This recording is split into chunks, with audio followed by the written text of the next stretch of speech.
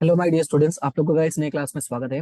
आज की मैं अपनी इस नए क्लास में हम इस चैप्टर का यानी हमारा जो चैप्टर है फाइनेंशियल मार्केट, इस चैप्टर का हम लास्ट टॉपिक करने वाले हैं जिसका नाम है सेबी यानी कि securities and exchange boards of India, board of India.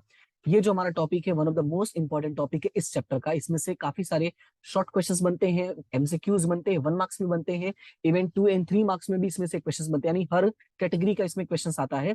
और जो यहाँ पे ऑलरेडी मैंने टिक कर दिया हुआ है, आपको आइडिया लग जाएगा इससे कि इसमें कौन कौन से ईयर्स में क्वेश्चंस पूछा गया था।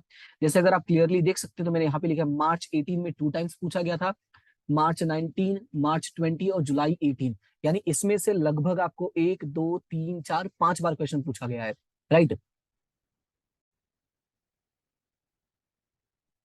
तो कहीं ना कहीं ये टॉपिक हमारे लिए बहुत ज्यादा इंपॉर्टेंट है। स्टार्ट करते हैं, इस टॉपिक को समझते हैं कि क्या क्या इसमें कैसे कैसे पूछते हैं। इसमें दो इंपॉर्टेंट क्वेश्चन है जो मेजर आपके लॉन्ग क्वेश्चंस भी बनते हैं। इसमें से एक है आपका ऑब्जेक्टिव्स ऑफ सेबी और दूसरा क्वेश्चन है आपका फंक्शंस। तो इन दोनों क्वेश्चंस को हम रीड करेंगे, लेकिन उसके पहले मैं थोड़ा आपको सेबी के बारे में बता देता हूँ। ज्यादा टाइम नहीं लूंगा, आपको एकदम सिंपल लैंग्वेज में समझा दूंगा ताकि क्वेश्चन को हम पढ़ भी ले और चीजों को समझ भी ले और हमारा टॉपिक भी फिनिश हो जाए। ठीक है। तो सबसे पहले अगर मैं बताता हूँ सेबी के बारे में, तो उसके पहले मैं आपको एक बात बताना चाहूंगा। जैसे हम सब जानते हैं कि इंडिया में अगर कोई भी काम होता है, कोई भी वर्क होता है, तो उस वर्क को रेगुलेट करने के लिए, या सिंपल भाषा में बोलूं तो उस वर्क पर नजर रखने के लिए कोई ना कोई एक ऊपर वाला बैठा जरूर है, राइट। जिसको हम बोल सकते हैं कि कोई ना कोई एक टॉप लेवल पर काम कर रहा है जो उस पे क्या रखता है, नजर रखता है। बात समझे। तो यहाँ पे सिचुएशन कैसा था कि जब जैसे जैसे शेयर मार्केट डेवलप होना स्टार्ट हुआ ना, तो वहां पे एक प्राइवेट तरीके से, ध्यान से सुनना, प्राइवेट तरीके से आया था सेबी। सेबी कैसे आया था, प्राइवेट तरीके से आया था। अब दिक्कत क्या थी, ये एक तो ही था ये प्राइवेट, राइट, और इसकी वजह से इसकी कोई सुनता नहीं था। तो आप इसका सबसे बड़ा एग्जांपल ये समझ सकते हो कि 1992 में, 1992 में सेबी के होते हुए भी इंडिया का सबसे बड़ा शेयर मार्केट स्कैम हुआ था, स्कैम 1992, जिसको हम लोग हर्षद मेहता स्कैम के नाम से भी जानते हैं। इसके ऊपर तो एक वेब सीरीज भी बन गई है, इसलिए अब सब जानते होंगे। हर्षद मेहता जो स्कैम हुआ था वो 1992 में हुआ था। और मैं आपको बताऊं कि 1992 से पहले भी सेबी था, बट फर्क इतना है वो एज अ प्राइवेट कंपनी के तौर पे काम कर रहा था। और हम जानते हैं प्राइवेट कंपनीज की कोई इज्जत नहीं करता। मतलब इज्जत करने का मतलब क्या है कि जब तक गवर्नमेंट की तरफ से रूल्स एंड रेगुलेशंस नहीं आते हैं तब तक लोग उसको फॉलो करना पसंद नहीं करते हैं। इन अ सेम वे सेबी के साथ हुआ। बट आफ्टर 1992 जब ये हर्षद मेहता स्कैम हो गया, मार्केट में जो कहते हैं ना, शेयर्स की वैल्यू डाउन हो गई, कंपनीज की वैल्यू डाउन हो गई, इवन इंटरनेशनल लेवल पे भी इंडिया की कहते हैं ना हालत टाइट हो गई थी। तो उस टाइम पे गवर्नमेंट ने इसको स्टेटरी बॉडी बना दिया था। उसके बाद क्या हुआ था, 1992 13 जनवरी, ध्यान से सुना इस बात को, SEBI has come into existence as a statutory body as on January 30, 1992 under the Securities and Exchange Board of India Act 1992। मैंने कहा कि इसके पहले भी था, तो सच में इसके पहले भी था। बट सिचुएशन क्या है, मैंने कहा ना वो प्राइवेट बॉडी के तौर पे काम करता। But after that scam as a statutory body काम करने लगा, वो भी कब, जनवरी 30 1992। तो ये याद रखना है, it came into an existence as a statutory body. आपको वो लिखना नहीं है कि 1992 से पहले था, हाँ वो लिखोगे तो वेरी गुड नॉलेज है। ठीक है, स्कैम वाला लिखो तो वो भी नॉलेज। डेट की बात करते हैं 1989 में स्टेब्लिशमेंट हुआ था, लेकिन वो डेट कहीं भी मेंशन नहीं है। अब जितनी भी बुक्स में पढ़ोगे हर जगह यही लिखा हुआ है कि 1992 में सेबी स्टेब्लिश हुआ था। पर अगर आप सेबी का हिस्ट्री पढ़ने जाओगे तो आपको वहां पे मिल जाएगा। तो आपको हिस्ट्री तो पढ़ना नहीं, बस आपको मैं बेसिक नॉलेज दे रहा हूँ कि हमारे देश में देखो कोई भी सिचुएशन होती है ना, एक झटके में ये नहीं बनती है, एक लंबा प्रोसेस बनता है। तो ये प्रोसेस हुआ था, वो कांड नहीं हुआ होता तो शायद इसको प्राइवेट बॉडी रहने देते, लेकिन जब हो गया तो गवर्नमेंट को रियलाइज हुआ यार रखते हैं किसी को, राइट। फिर ये 1992 में सेबी एक्ट बना, उस सेबी एक्ट में ये सारा स्टेब्लिशमेंट हुआ था। Its head office is in Mumbai, और इसका जो हेड ऑफिस है बेसिकली वो कहाँ पर है, मुंबई में है। इसके अलावा इसके 4 रीजनल ऑफिस ऑफिस भी हैं, चार नहीं सॉरी 3। एक कोलकाता, एक दिल्ली और एक चेन्नई। ध्यान से सुनना, जो हेड ऑफिस है, हेड ऑफिस कहाँ पर है, हेड ऑफिस है आपका मुंबई में, बट इसके 3 रीजनल ऑफिसर्स ऑफिस भी हैं। और जो 3 रीजनल ऑफिस हैं वो है कोलकाता, दिल्ली और चेन्नई। यानी कि अगर मैं बोलूँ तो इंडिया के जो 4 सिटीज है, जो कहते हैं ना मेट्रोपॉलिटन सिटीज बोल सकते हो आप, या जो 4 मेजर सिटीज हैं, उन चारों जगहों पे काम करता है। दिल्ली, मुंबई, कोलकाता और चेन्नई। आपने हमेशा ये नाम सुना होगा बचपन से, दिल्ली, मुंबई, कोलकाता, चेन्नई। पहले के टाइम पे क्या होता था कि जब कोई भी इंसान कहीं घूमने काम करने जाता था तो इन चारों सिटीज में ही जाता था, या तो दिल्ली, या तो मुंबई, या तो चेन्नई, या तो कोलकाता। तो याद रखना है मुंबई जो है वो आपका हेड ऑफिस है, बाकी 3 क्या है, रीजनल ऑफिस है। SEBI is a statutory body regulating stock exchange in India. मैंने पहले ही बोल दिया कि सेबी क्या है, एक स्टेटरी बॉडी है जिसका बेसिकली जो मेन काम होता है वो ये होता है कि इंडिया में होने वाले जो शेयर मार्केट्स की एक्टिविटीज है, इंडिया में होने वाले जो स्टॉक एक्सचेंज की एक्टिविटीज है, उसको कंट्रोल करना, उसको रेगुलेट करना, उसको देखना। क्लियर है इतना? तो ये था इसका बेसिक इंट्रोडक्शन। आप इसको याद रख सकते हो, कब बना था? 1992 में, as a statutory body. Head office Mumbai, फिर उसके बाद 3 नाम, दिल्ली, मुंबई, अरे सॉरी, दिल्ली, चेन्नई, कोलकाता। राइट, वो क्या है? रीजनल ऑफिस है। राइट। अब बात करते हैं ऑब्जेक्टिव्स की, यानी कि मेजर ऑब्जेक्टिव क्या था इसका आने का। तो मैं आपको बताऊं, जब 1992 में स्कैम हुआ था, तो स्कैम की वजह से 3 प्रॉब्लम हुई थी। सबसे पहला प्रॉब्लम ये हुआ था कि जो इन्वेस्टर्स थे ना, वो बेचारे मरना स्टार्ट हो गए थे। मतलब काफी सारे लोगों ने अपने पैसे खो दिए थे और लोगों ने सुसाइड करना स्टार्ट कर दिया था। इसका मैं एक जीता जाता एग्जांपल दे सकता हूँ। अभी हाल ही में अडानी का जो न्यूज आया था, न्यूज की वजह से जो उसकी शेयर की मार्केट शेयर वैल्यूज डाउन हुई, काफी लोगों ने अपने पैसे खो दिए, जिसकी वजह से मार्केट की भी क्या हो गया? डाउन हो गया। अब इस टाइम पे तो कैसा है कि इतना ज्यादा वॉलेटाइल है मार्केट कि लोग ऐसी एक्टिविटीज नहीं करते हैं। बट उस टाइम पे क्या था, इतना डेवलप नहीं था, लोग समझ नहीं पाते थे और एक्शंस फटाफट ले लेते, लाइक सुसाइड कर लेना।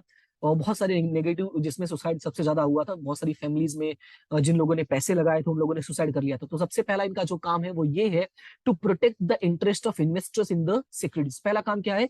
अपने इन्वेस्टर्स को प्रोटेक्ट करना। नंबर 2, जब ये मार्केट डाउन हुआ था, तो मार्केट डाउन होने की वजह से मतलब कि ये जो शेयर हर्षद मेहता का जो स्कैम हुआ था, उसकी वजह से मार्केट भी डाउन हो गया था। तो सेकंड पॉइंट क्या काम करना है? To encourage the development of a securities market. बहुत इजी वे में है, जैसा मैं बोल रहा हूँ वैसे स्टोरीज याद रखोगे तो आपको याद करना आसान हो जाएगा। एंड थर्ड है to regulate the security market, यानी कि इंकरेज करना, डेवलप करना और उसको रेगुलेट करना। रेगुलेट करने का मतलब ये है चलाना, जैसे हो सके वैसे पॉसिबल वे में, बेटर वे में उसको रन करना। राइट। तो 3 बातें इसमें याद रखनी ऑब्जेक्टिव में, और वो 3 बातें आपका पर में क्या है? पहला है प्रोटेक्ट, दूसरा है encourage and development, and third है आपका रेगुलेट। क्लियर है इतना? तो ये 3 वर्ड याद रखना आपको पर।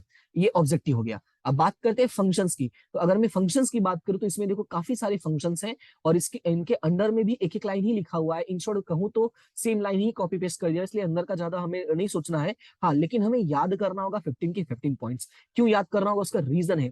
इसलिए याद कर रहा हूं कि इस क्वेश्चन में से काफी एग्जाम में पॉइंट्स आ गए हैं, और ये लोग पता क्या बोलते हैं कि write down any 6 point, write down any 5 points. तो उसके लिए आपको याद होना जरूरी है। अगर आपको याद करना है तो उसके लिए मैंने यहाँ पे कुछ चीजें की हैं, आपको इनको बस फॉलो करना है। देखो यहाँ पे मैंने क्या किया है कि जो सीबी के फंक्शन है, ध्यान से सुनना, जो सीबी के फंक्शन है उसको मैंने 3 पार्ट्स में डिवाइड कर दिया है। एक है protective function, number 2 developmental function, and number 3 regulatory function. ध्यान से सुनना कि जो सीबी है हमारा, सीबी बेसिकली मार्केट में 3 काम करती है, प्रोटेक्ट करती है, डेवलप करती है और रेगुलेट करती है। ध्यान से सुनना, प्रोटेक्ट, डेवलप और रेगुलेट, यानी पीडीआर। अब क्वेश्चन है प्रोटेक्ट क्या क्या करती है, तो ध्यान से सुनना, प्रोटेक्ट क्या करती है और कैसे करती है। आपको लर्न करना है तो आपको दिमाग में 2 क्वेश्चंस अराइज करने होंगे। एक, कि क्या प्रोटेक्ट करना है और कैसे करना है। ध्यान से सुनना, क्या और कैसे। ठीक है, ये 2 सवाल अगर आप पूछते हो तो आपको जवाब अपने आप मिल जाएगा। Number 1, protect the interest of the investors. सबसे पहले क्या प्रोटेक्ट करना है? Interest of the investors. पहला प्रोटेक्शन हो गया इंटरेस्ट जो है इन्वेस्टर्स का। Number 2, prevent fraudulent trade. अब सवाल ये है, ध्यान से सुनना, सवाल अपने आप से पूछो कि सर कैसे हम प्रोटेक्ट करेंगे इंटरेस्ट को। तो प्रिवेंट फ्रॉडुलेंट ट्रेड, यानी मार्केट में कोई भी फ्रॉड वाले टाइप के एक्टिविटीज नहीं होने देंगे, जिससे हमारा क्या होगा? उनका इंटरेस्ट अपने आप प्रोटेक्ट हो जाएगा। यानी ये दोनों पॉइंट कवर करना, प्रोटेक्ट एंड प्रिवेंट। क्लियर है इतना? फिर बात करते हैं कि अगर फ्रॉडुलेंट ट्रेड रोकना है तो कैसे रोकोगे? इंस्पेक्शंस ऑफ बुक, यानी मार्केट में जितने भी लोग हैं या जितने भी लोग काम कर रहे हैं, टाइम टू टाइम एक टीम बनाओ और उनकी बुक्स को क्या करो? इंस्पेक्ट करो। और ये सब कैसे पॉसिबल होगा? इनके अलावा देखो, इंस्पेक्ट करने बुक के अलावा आप क्या एक्स्ट्रा कर सकते हैं?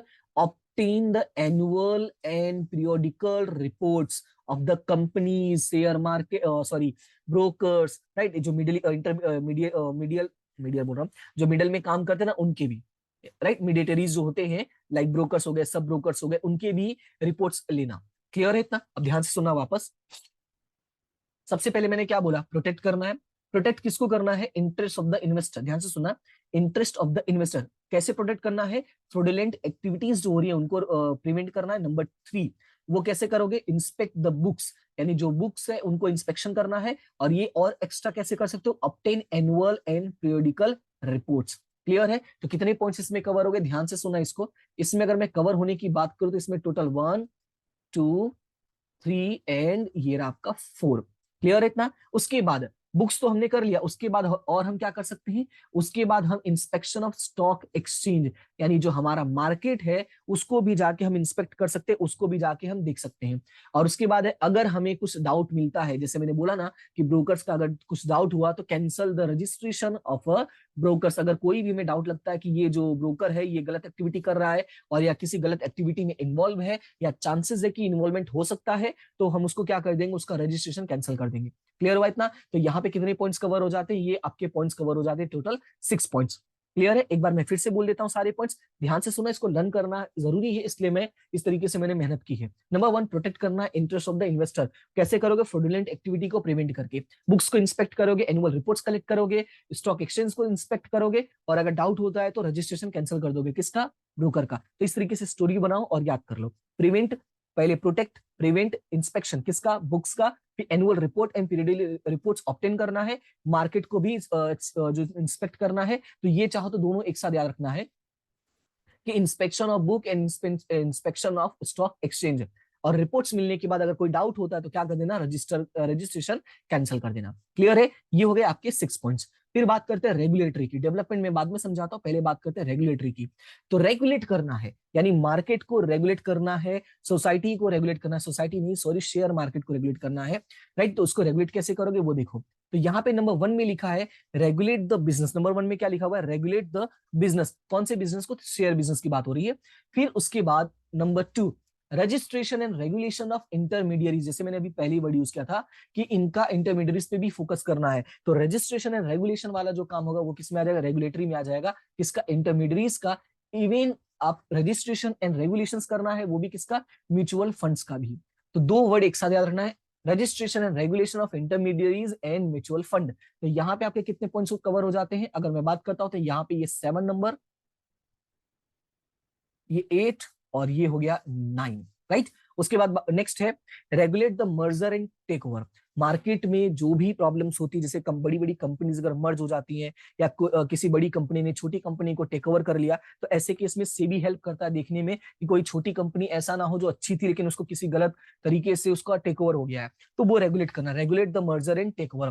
फिर सेल्फ रेगुलेशन है, and the last one is a maintain stock exchange and efficient marks. ठीक है, अब ध्यान से सुनना कि यहाँ एफिशिएंट मार्केट होगा, सॉरी मार्क्स नहीं होगा, दिमाग में मार्क्स ही चल रहा है इस टाइम पे, एज अ एफिशिएंट मार्केट। वही मैं सोचूं मार्क्स कहां से आ जाएगा इसमें। अब सुनो यहाँ पे, अगर रेगुलेट करोगे तो सबसे पहले मार्केट को रेगुलेट करना है, रेगुलेट द बिजनेस। उसके बाद रजिस्ट्रेशन करना है किसका, इंटरमीडियरीज का एंड म्यूचुअल फंड्स का। इंटरमीडियरीज का और ये अपना म्यूचुअल फंड्स का रजिस्ट्रेशन करने के बाद हमें दिमाग में ये रखना कि अगर इन केस कहीं पे भी टेक ओवर वाला सिस्टम हो रहा है, यानी मर्जर एंड टेक ओवर, तो उसको ध्यान में रखना है, यानी regulate the merger and take over. And the last one, maintain stock exchange as a efficient market. Clear है? तो ये हो गया आपका 9 10 और ये 11 और ये 12, राइट। अब इसमें देखो ध्यान से, डेवलपमेंट में 3 काम है। एक रिसर्च करना है, बहुत इजी है, research work, guidelines and guidelines with the reference to the public issue. यानी 2 गाइडलाइंस है, एक नॉर्मल गाइडलाइंस है और एक गाइडलाइंस आपका reference to the public issue. Clear है? Research work, guidelines, guidelines, guidelines with reference to public issue. पहला है जो नॉर्मल गाइडलाइंस है, सभी के लिए है, like share broker, sub broker, merchant banker, trustees of debenture, सबके लिए है। और दूसरा जो गाइडलाइंस है, guidelines with the reference to the public issue, यानी मार्केट में शेयर कैसे इशू करना है उससे रिलेटेड गाइडलाइंस है। क्लियर है? तो ये है आपके 15 पॉइंट्स। जो जो मैंने स्टोरीज आपको बताई, जो मैंने बातें बोली हैं, उसी को दिमाग में रखोगे तो आपको राइटिंग प्रोसेस में हेल्प होगी। तो ध्यान से सुनना, ये इस 15 पॉइंट्स को वापस रिपीट कर लेना। मैं वापस बोलता हूं, ध्यान से सुनना, एक बार फटाफट सुन लो। मैंने क्या कहा, 3 बातें, प्रोटेक्टिव, डेवलपमेंट एंड रेगुलेटरी। ध्यान से सुनना, मैंने क्या कहा, प्रोटेक्टिव, डेवलपमेंट और रेगुलेटरी। मैं प्रोटेक्टिव की बात करता हूं तो किसको प्रोटेक्ट करना है यहाँ पे, इन्वेस्टर्स को। इन्वेस्टर्स को प्रोटेक्ट कैसे करोगे, मार्केट में कोई फ्रॉड नहीं होने देना, नहीं प्रिवेंट द फ्रॉडुलेंट एक्टिविटी या फ्रॉडुलेंट ट्रेड। और अगर ये सारी चीजें चेक करना है तो कैसे करोगे, इंस्पेक्ट करोगे बुक्स को एंड स्टॉक एक्सचेंज को, और एनुअल रिपोर्ट कलेक्ट करना है। इन केस डाउट हुआ तो cancel the registration of a brokers. ये 6 पॉइंट कवर। फिर रेगुलेटरी की बात करते हैं तो रेगुलेटरी में जितना दिमाग में आता है पहले वो रखो। मैंने क्या बोला था कि दो, एक intermediaries and mutual fund, registration and regulation of intermediaries and mutual funds, ये 2 पॉइंट्स हो गए हैं। उसके बाद तीसरा रेगुलेट द बिजनेस, फिर मैंने क्या बोला, regulate the merger and take over, ये 4 पॉइंट्स कवर हो गए। फिर उसके बाद उसमें क्या था, उसमें ये था कि सेल्फ रेगुलेशन है, और लास्ट है maintain stock exchange as a efficient market, ये कवर। फिर मैंने इसमें बोला रिसर्च व guidelines with reference to the public issue. Clear है? तो इस तरीके से आपको पॉइंट्स याद करना, इसको 1-2 बार रिवाइज करोगे तो आपको 100% पूरा याद हो जाएगा। प्लस जो मैंने कहा कि आप दिमाग में समझो, मार्केट में बैठो, मतलब अपने आप को ऐसे एज्यूम करो कि आप मार्केट में बैठे हो, इन सेम वे आपको लर्न करना है, तो आपके लिए आसान हो जाएगा। क्लियर है? अब एक बार पॉइंट्स थोड़ा देख लेते हैं कि कौन कौन से अंडरलाइन में पॉइंट्स याद रखना है जो आपको राइटिंग प्रोसेस में हेल्प कर देगा, तो वो भी मैं एक्सप्लेन कर देता हूं। इसमें पहला है regulate the business in stock exchange. अब इसमें देखो क्या बोला है, regulate the business in stock exchange in the operations of the stock exchange. मैंने पहले ही बोल दिया कि बिजनेस का जो यहाँ पे रेगुलेट करना है किसका, स्टॉक एक्सचेंज का, और उसका ऑपरेशंस भी आपको रेगुलेट करना है। It monitors whether the specified rules and guidelines are followed or not by the share brokers, sub brokers and merchant banker। मैंने पहले ही बोला कि रेगुलेट करने का मतलब क्या होता है, चेक करते रहना कि सही से काम हो रहा है या नहीं हो रहा है। तो यहाँ पे किसको चेक करना है, यहाँ पे स्पेसिफाइड रूल्स एंड गाइडलाइंस को फॉलो कर रहे हैं कि नहीं। कौन फॉलो करेगा, share brokers, sub brokers and merchant bankers, right. उसके बाद है protection of the interest of the investors. मैंने क्लियरली बोलिया, सॉरी बोलिया नहीं, क्लियरली बोला कि the fundamental function of SEBI is to protect the interest of the investors. मैंने स्टार्टिंग में बता दिया कि सेबी आया ही क्यों था, to protect the interest of the investors. तो अगर इसी के लिए आया था तो पहला काम तो वही हो गया है, it enforces the intermediaries to obey the specified rule. अब ये करेंगे कैसे, देखो ये काम है, लेकिन ये काम होगा कैसे, तो उसके लिए ये लाइन याद रखना है, it enforces intermediaries to obey the specified rules and regulation. यानी इसके सवाल का जवाब ये वाला लाइन है। क्लियर हुआ इतना? तो इस तरीके से तुम याद रखना, ठीक है। फिर उसके बाद नेक्स्ट है registration and regulation of intermediaries. तो ये बात मैंने एक्सप्लेन किया कि इनका रजिस्ट्रेशन भी करना है, इनको चेक भी करना है। तो कौन कौन से इंटरमीडियरीज है, बस वो नाम याद रखना, like merchant banker, share broker, sub broker, registrar of securities and monitors their function. तो ये सिंपल सा, मॉनिटर्स नहीं है यहाँ पे, तो ये इनका नाम याद रखना है, ठीक है। उसके बाद नेक्स्ट है registration regulatory of mutual funds. तो अब इसमें याद रखना है कि it registers and monitors mutual funds and regulates their working. कुछ नहीं, बस वही लाइन कॉपी पेस्ट है। To prevent the fraudulent trade, अब याद रखना, it takes necessary step to prevent, to prohibit fraudulent trade in a stock exchange. तो ये बात तो कॉमन सेंस है, नेसेसरी स्टेप्स टू प्रोहिबिट क्या, fraudulent trade. To cancel the registration of a broker, मैंने पहले बता दिया, अगर कोई ब्रोकर ऐसा जो रूल्स एंड रेगुलेशंस को फॉलो नहीं कर रहा है, गाइडलाइंस को फॉलो नहीं कर रहा है, या फेल हो गया है प्रोवाइड इन्फॉर्मेशन प्रोवाइड करने में, तो उसको क्या कर देना, कैंसिल कर देना है। तो सिंपल याद रखना इसको। To regulate the merger and take over, मैंने पहले ही बता दिया कि किसी का रिस्क नहीं होना चाहिए, जो छोटे इन्वेस्टर्स हैं उनका लॉस नहीं होना चाहिए। It regulates the merger and take over of the companies for preserving the interest of a investor. इसमें जो मेन है वो कौन है, इन्वेस्टर्स ही है। तो यहाँ पे क्लियरली लिखा हुआ है, do not take place at a risk of small investors, ये याद रखना है। डू नॉट टेक प्लेस क्या, merger and take over do not take place at a risk of a small investors, ये याद रखना है। फिर नेक्स्ट है guidelines with reference to the public issue. Clearly मैंने बताया था कि अगर कोई कंपनी फर्स्ट टाइम इशू कर रहा है या ऑलरेडी कंपनी इशू कर चुका है, दोबारा इशू कर रहा है, तो दोनों के लिए गाइडलाइंस, दोनों को गाइडलाइंस फॉलो करना पड़ेगा। ये बहुत सिंपल वे में याद रखना है इनको। Self regulation, SEBI is active for the self regulation followed by the intermediaries of stock exchange. It encourages the intermediaries to promote their professional unions, मतलब ग्रुप्स बनाने की ये अनुमति दे देता है। It allows maintaining stock exchange as an efficient market. We all know कि stock exchange एक बड़ा मार्केट है पैसों का लेन देन करने के लिए, जो इसके पहले हम लोगों ने स्टार्टिंग में ही पढ़ा था। तो इनका काम वही है। फिर नेक्स्ट है इंस्पेक्शंस ऑफ बुक। तो यहाँ पे देखो किसका किसका है, it inspects the book of securities issuer company, depository, participants and beneficiary owner। ये मैंने पहले ही कहा था, ब्रोकर, सब ब्रोकर्स, ऐसे अलग अलग वर्ड्स यूज किए थे, तो तुम्हें ये नाम याद रखना है। सिक्योरिटीज इशूअर कंपनी, यानी जिस कंपनी ने शेयर इशू किया हुआ उनकी बात कर रहे हैं। नंबर 2 डिपोजिटरी पार्टिसिपेंट, आपका जो NSDL है और CDSL है, और उसके बाद बेनिफिशियरी ऑनर्स, यानी ऑनर्स कौन है उनकी बात कर रहे हैं। Monitoring and inspections of stock exchange, SEBI can monitor and inspect the whether regulation laid down for stock exchange are followed or not, whether stock exchange organizations system and its working is followed as per SEBI act or not। मतलब क्या है कि market में जो लोग भी काम कर रहे हैं वो लोग प्रॉपर वर्क कर रहे हैं कि नहीं कर रहे हैं, यानी सेबी के जो एक्ट है उसको फॉलो कर रहे हैं कि नहीं कर रहे, बस इसको चेक करना है, राइट। उसके बाद है guidelines. Time to time broker, sub broker, merchant broker, trustee, सबको क्या करते हैं लोग, गाइडलाइन प्रोवाइड करते रहते हैं, तो ये याद रखना है। To obtain annual and periodical reports, इनका काम क्या है कि मार्केट से अलग अलग वे में इंफॉर्मेशन कलेक्ट करना। It receives report in a form of various statement, याद रखना है, in a form of various statement for obtaining information about working activities of stock exchange. तो ये कुछ लाइन्स हैं जो आपको बहुत सिंपल है, मैंने पॉइंट्स कहा ना, पॉइंट्स अगर याद हो जाएगा तो अंदर का याद करना आसान होगा। The last one is research work. SEBI undertakes the research work so that all the above functions can be done effectively। सीधी सी बात है, रिसर्च वर्क क्यों करना है कि यानी जो सारे काम है वो इजी वे में हो सके इसलिए। आया समझ में? तो ये थे आपकी 15 पॉइंट के एक्सप्लेनेशन। हालांकि जो मेन है वो है आपका ये पॉइंट्स याद रखना। अगर ये पॉइंट्स याद हो गया तो आपको कोई भी प्रॉब्लम नहीं होगा। इस पॉइंट को एक बार अच्छे से रिवाइज कर लेना, रिपीट कर सकते हो, पीछे बैक जाके इस क्लास को वापस सुन लेना। ये पॉइंट्स कैसे याद करना है, स्टोरी जो मैंने बताई उसको ऐसा तो नोटबुक में लिख सकते हो, या इस पॉइंट्स को बुक में लिख लेना, तो याद करने में आसान हो जाएगा। ठीक है, फिलहाल आज के लिए इतना ही, मिलते हैं नेक्स्ट क्लास में, तब तक के लिए thank you so much and have a good day. I hope कि आपको क्लासेस समझ में आ गए, बाकी सारी चीजें आप सपोर्ट करते रहना। मिलते हैं नेक्स्ट क्लास में। मैं नहीं चाहता क्लास ज्यादा लेंदी हो, क्योंकि मुझे और भी क्लासेस प्रोवाइड करनी है, मैं चाहता हूँ फटाफट प्रोवाइड करूँ, आपका जो भी चैप्टर्स बचा हुआ वो जल्द से जल्द मैं आपको प्रोवाइड कर दूं। ठीक है, फिलहाल आज के लिए इतना ही, मिलते हैं नेक्स्ट क्लास में, तब तक के लिए thank you so much and have a good day.